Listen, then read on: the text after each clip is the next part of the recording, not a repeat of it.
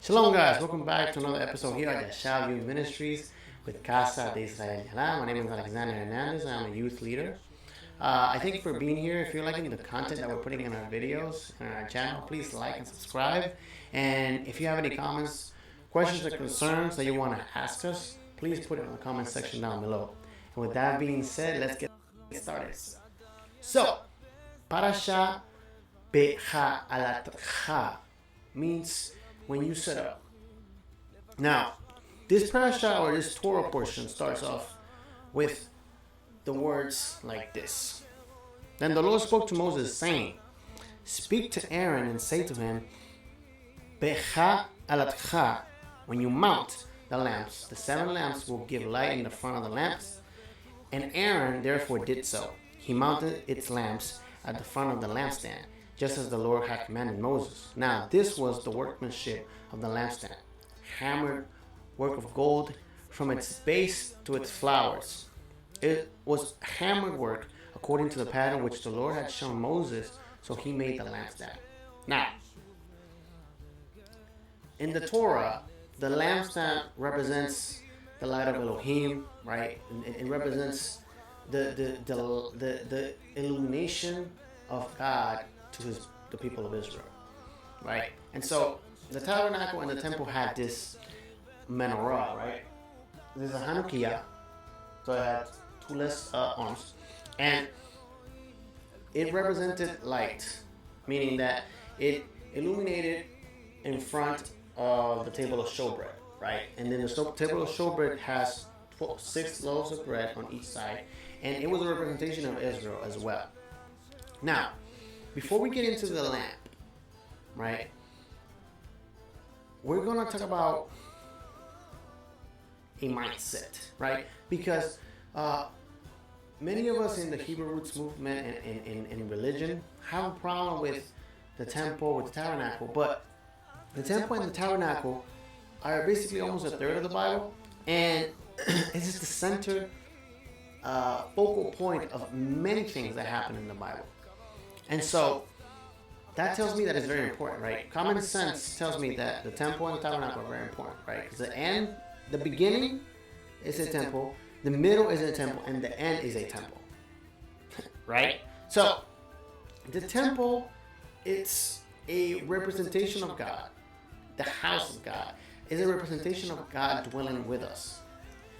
And Elohim commanded us to build it to basically be a connection with us. Now, in this Torah portion, in the beginning, right, it talks about the lamp, right, setting up the lamp to illuminate to the front, right, it's illuminating forward, right, and so here the Levites are being consecrated to serve as mediators, right, for the people of Israel, right? Why is that? Because Israel was redeemed, and so when Israel was redeemed from Egypt, they were supposed to separate the firstborn of all of Israel to be consecrated for Elohim, right? But when they did the golden calf idolatry, right, they lost that privilege. But what is interesting, right, is that in the simplest thing that we can see is that the Levites decided to be obedient, right, and they stood firm to Elohim, right? And so they were blessed with the opportunity to have that connection with Elohim and be the mediator for God with the people. And so in this chapter, it starts off with the separation and the consecration of the priests so that they can do their labor in the tabernacle to mediate for the people. Now, what is interesting is that what it took for the Levites to be separated for the people or for Elohim was that they were obedient, right? And they stood for God, which is interesting, right? You have to stand for God. Israel had the mercy of God because of his word. He gave his word that he was a redeemer and that he was going to bring them to the promised land. And so I couldn't understand morally, right? Because our world is in a very tough moral state right now, right? Many people are asking for justice, but the way they're asking for justice is destroying everything. And so I couldn't understand why Israel the same thing did with God, right? They were delivered from Egypt. They were redeemed. They disobeyed after seeing the miracles and the wonders and seeing how God manifested himself to redeem them and save them from slavery. They still dishonor him. And so it was something that I couldn't understand at first. It's pretty frustrating, to be very honest, in a personal opinion. But I started reading this book, which is ancient Near Eastern thought in the Old Testament, right? And what I understood was that there was a mindset of justice, very, you can say, corrupt and naive in the ancient Near East, right? And it was called theodicy, right? Which is basically they're questioning the justice of the deities in the context of suffering, right? And the gods in the ancient Near East, to affect the people or to establish justice, there was three mindsets that the book brings and presents. Is that the gods had a fight, right, in the spiritual realm, and it boiled over into humanity. And so that's why, if drought happened, or if, a massive thunderstorm or tsunami or whatever, earthquake, right? What happened was that there was a spiritual fight, war, and the heavens, and we pay for it, right? Another thought was that the gods were not strong enough to deal with evil, right? So the gods were not capable of fighting evil. And a third thought was that, and it was especially in the Mesopotamian area, that the divine realm was not characterized by justice, right? Because there were so many gods that they were not worried about you worshiping other gods, because they were all in the same team, basically, right? And so they fell into this mindset of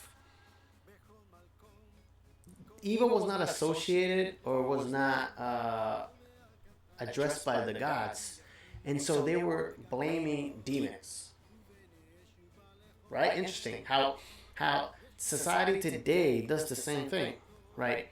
Many people worship a god of many forms or many gods, right? And everything they blame that is bad or goes wrong, they blame it to a demon. And in the ancient Near East, they wanted to establish justice and a social order, but it wasn't important, right? Human ethical and moral goodness wasn't as important as the religious cultic association, right? The gods in the ancient Near East valued more how good you ritually did things and how good of a religious person you were, than how moral and ethically you grew as an individual, right? And in the ancient Near East, whether it be in Mesopotamia, in Egypt, in Babylon, they didn't have a real understanding of what the gods wanted, right? There was a prayer in the book that basically said, if I have sinned, for whatever I sinned, please forgive me. And if I did sin, I offer this sacrifice for whatever I did. And it's like very vague and empty, right? They didn't have an understanding of what the God truly wanted, right? The mediators that they had in that time, right, the kings and the priests, were the ones interpreting what the gods were trying to say, but they themselves didn't know what the gods were saying. And so what falls into men leading blind leading the blind. So it's interesting that the same thing happens in the book of Job, right? Satan has a judgment on Job, right? God sees Job as a just man, a man of God. And Satan says the only reason why Job is obedient and represents you is because you bless him. And God says, don't touch his heart. His heart is mine. And so Elohim lets Job be tested. And when you read the book of Job, Job is having this ongoing conversation with 3 friends, if I'm not mistaken. And they basically are telling Job to do what is called a blank check, meaning that ask for forgiveness for whatever it is that you did. Just say, I'm sorry for whatever I did, right? And so what they wanted him to do was apologize so that he can be blessed, right? So the mindset was that I do what I gotta do to be blessed. Okay, I don't know what happened, so, okay, I'm sorry, now bless me. Right? And so Job is being advised to do this, right? Just say and admit that you did something wrong. Maybe you did something wrong and just say, I'm sorry for whatever I did. And it's interesting because Job doesn't do this. He says in Job chapter 1, Job chapter 27, verse 1, it says, then Job continued his discourse and said, as God lives, who has taken away my right, and the Almighty, who has embittered my soul, for as long as life is in me, and the breath of God is in my nostrils, my lips certainly will not speak unjustly, nor will my tongue murder deceit. For be it from me that I should declare your right till I die. I will not put away my integrity from me. I hold fast my righteousness, and I will not let it go. My heart does not reproach any of my days. And it's interesting because he says, I hold fast to my righteousness. Right? Job was not focused on being blessed. Right? Job's problem is not that he was being blessed, right? That's what Satan's argument is. And so when everything is taken away, Job is not saying, why are my blessings gone? He's saying, I am a just man. I honor God. Why is everything going the way that it is? And so Elohim responds. But it's interesting that Job's focus is not just, it's not his blessing, it's the justice. Meaning that he understood that God was a just God. So he couldn't understand why he was losing everything. And it brings another thought to my mind. It is, if you are just and you are obedient, but you're not blessed, are you going to still stay obedient to God? It's a thought that we should have. Because morally, people tend to think that it's about a relationship of, I do what I gotta do so you can bless me. But God wants a relationship. That's what the Torah and the Bible is telling us right now. Right? The Levites are being consecrated. Right? Before they start they celebrate their first Passover and they start moving from Mount Sinai. They're being consecrated so that the people of Israel can regain the opportunity to connect with God, because their disobedience and ignorance got them separated from it. Now, the lamp is very important because the lamp is supposed to represent light, right? The lamp represents Elohim. And the table of showbread represents the 12 tribes. So Elohim is a light to the Israel. And so Israel is called to be a light to the nations. And Yeshua said, and in Matthew 14, He says, "You're the light of the world, a city on a hill that cannot be hidden. Nor does anyone light of a lamp put under a basket, but on the lampstand, and it gives light to all who are in their house.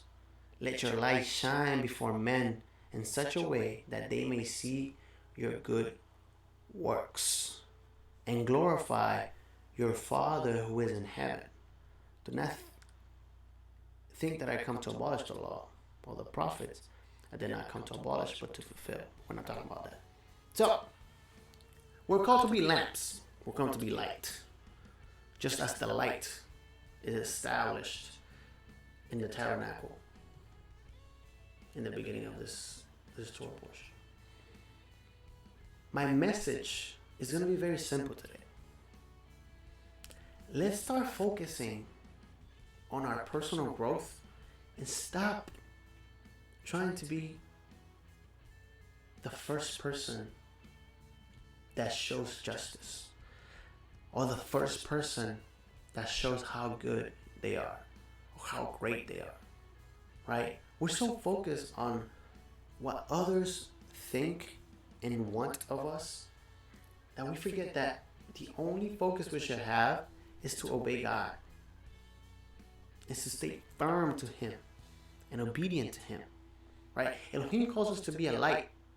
Yeshua, our Messiah, and His death and resurrection earned the right to tell us, "I want you as your Messiah to be a light to the world, to the nations." The only way that we're going to accomplish this is in our obedience, right? It says here that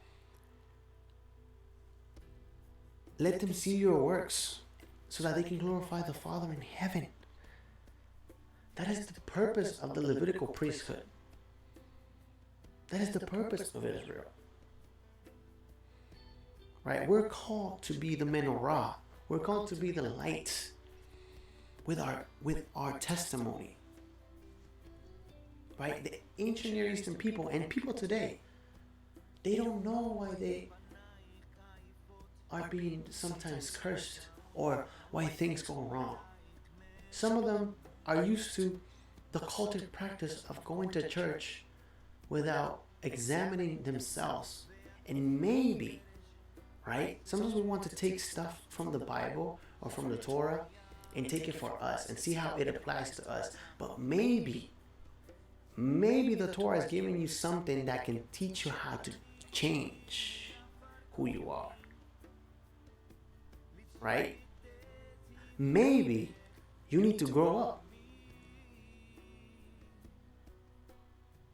As a community and as a nation, we need to grow up. As my youth, as your youth leader, understand this. We have to mature as we walk. Right? Life can either go like this to you or like this. But it all depends if what your foundation is built on. Is your foundation on the rock? Is your foundation in God? Because if your foundation is in God, is based on Torah, is based on the commandments. My message today might be very simple and small, but what I want you to understand that you have to be a light to the nations. You have to be a testimony. Yeshua gave us the opportunity to represent Him, Jesus, in obedience. He gave us the privilege to call Him our Messiah and to call Elohim our God. We are blessed to having the opportunity to do these things. But we have to understand that there is a testimony that we have to hold true to. There is order in the kingdom. There is a law. And there is a point of meeting. We are supposed to be set up like the lamp. Behaalocha. Behaalocha. We're supposed to be set up so that when we're set up, we give light to the world. But are we really changing? Are we really getting better?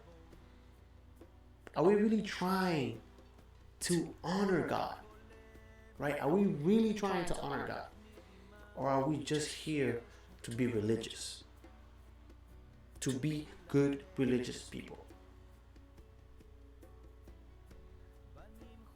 Are we here to be good religious people? Or are we here to obey? Elohim chose Moses. Right? We see in this Torah portion as well that, Miriam murmurs about Moses officiating. And basically she feels that she can do the same thing that Moses does. But we don't understand that there's chosen people. And those chosen people were Moses. Those chosen people were Abraham. Those chosen people were Joshua, David, Paul. Today, our leaders, when they are holding themselves true to the Torah, when they are holding themselves true to Elohim, they have been chosen. Whether it be Gabriel, my pastor and my teacher, whether it be Rico, whether it be Walter, whether it be Lisa, whether it be Karina. There's so many other great leaders that we have in our communities, but we have to understand that we have to be a community.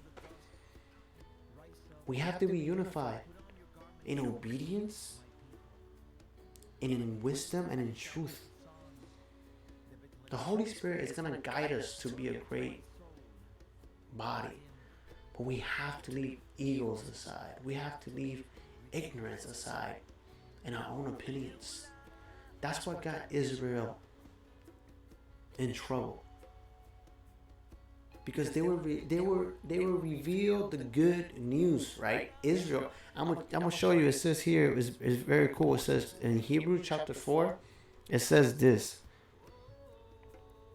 It says Hebrews chapter 4 verse 6 says, therefore, since it remains for some to enter it, and they're talking about the rest, and those who formerly had the good news preached to them and failed to enter because of disobedience, he again fixes a certain day, today, saying through David after so long a time, just as he been said before, today, if you hear my voice and do not harden your hearts.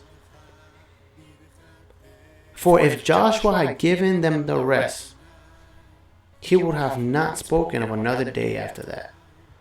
So there remains a Sabbath rest for the people of God.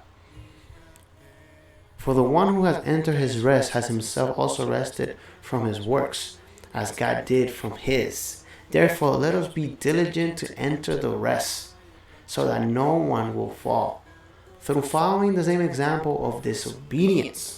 For the word of God is living and active, sharper than any two-edged sword, and piercing as far as the division of a soul and spirit, and both joints and marrow, and able to judge the thoughts and intentions of the heart.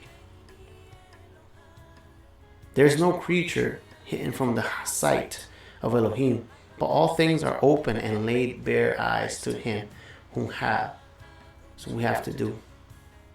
Therefore, since we have a great high priest, Yeshua, who has passed through heavens, Yeshua, the Son of God, let us hold fast to our confession. For we do not have a high priest who cannot sympathize with our weakness, but one who has been tempted in all things, as we are yet without sin. Therefore, let us draw near with the confidence to the throne of grace, so that we may receive mercy and find grace to help in time of need. We have a Messiah that taught us that we're able to be obedient. My message today might not be super spiritual and deep, but it's very concrete and direct. Our mission is to be a light to the nations. The important key fact is that our ethical and moral purity is very important. Are you growing? Or are you just doing a good cultic ritual and service? God wants you to be morally established. He wants you to grow every day, like I said before. And as long as you're morally growing in maturity, in obedience, everything else will fall in its place. And you can always remember that when the going gets tough, you have a high priest in the heavens who is worthy of hearing your praise and your prayer, and he can lift it up to his Father on your behalf. Thank you for watching. Have a great day. Shabbat Shalom. Thank you.